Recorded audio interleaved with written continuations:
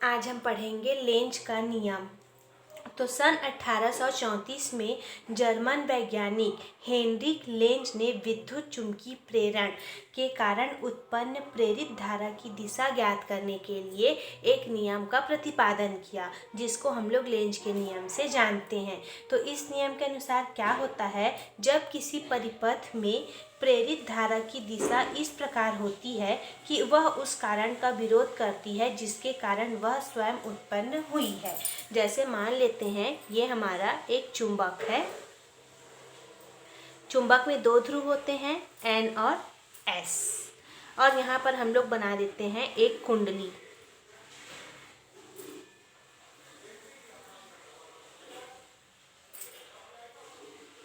ये इस प्रकार से एक कुंडली बना दिए।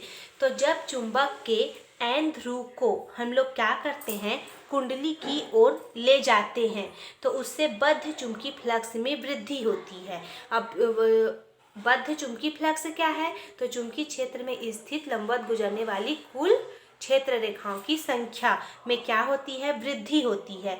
जैसे इसी में क्या होगी, वृद्धि होगी। अतः कुंडली में क्या होती है, उससे प्रेरित धारा उत्पन्न होती है, और प्रेरित धारा की जो दिशा है वो इस प्रकार होती है कि वह उस चुंबक के N ध्रुव को कुंडली के पास आने का क्या करती है, विरोध करती है। मतलब ये कुंडली में कौन सा ध्रुव उत्पन्न हो जाता है, N ध्रुव उत्पन्न हो जाता है। तो क्योंकि ये क्या करती है, पास आने के कारण विरोध करती है, और यह तभी संभव है जब कुंडली का वह फलक जो चुंबक की ओर होता है वो कौन सा ध्रुव हो, N ध्रुव हो। क्योंकि सजातीय आवेशों में क्या होता है, प्रतिकर्षण।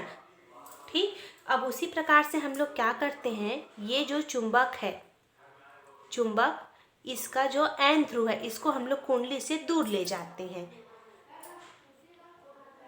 यहाँ पर एक कुंडली है, ठीक। अब इस कुंडली से हम लोग क्या करते हैं, दूर ले जाते हैं, तो कुंडली से बद्ध चुंबकीय फ्लक्स का जो मान है उसमें कमी होती है, जिससे कुंडली में क्या होती है, प्रेरित धारा उत्पन्न हो जाती है, और इस धारा की दिशा इस प्रकार होती है कि वह N ध्रुव के दूर जाने का क्या करती है, दूर जाने का विरोध कर सके। और यह कब संभव है, यह तभी संभव है जब कुंडली का वह फलक जो क्या है, चुंबक की ओर है, वो क्या करे, S ध्रुव की भांति व्यवहार करे।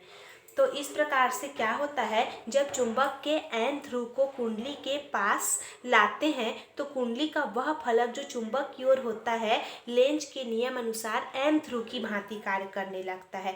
तो समान ध्रुवों में प्रतिकर्षण होता है, अतः चुंबक और कुंडली के मध्य प्रतिकर्षण बल कार्य करने लगता है।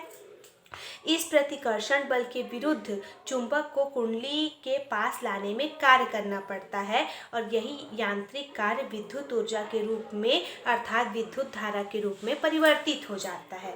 और जब चुंबक के N ध्रुव को कुंडली से दूर ले जाते हैं तो चुंबक की ओर कुंडली का वही फलक S ध्रुव की भांति कार्य करने लगता है, जिससे असमान ध्रुवों में क्या होता है, आकर्षण होता है। अतः चुंबक और कुंडली के मध्य आकर्षण बल कार्य करने लगता है, और इस आकर्षण बल के विरुद्ध चुंबक को दूर ले जाने में हम लोगों को पुनः कार्य करना पड़ता है, और यही यांत्रिक कार्य विद्युत ऊर्जा के रूप में अर्थात विद्युत धारा के रूप में परिवर्तित हो जाती है। तो इस प्रकार जो हमारा लेंज का नियम है वो ऊर्जा संरक्षण के नियम के अनुकूल है।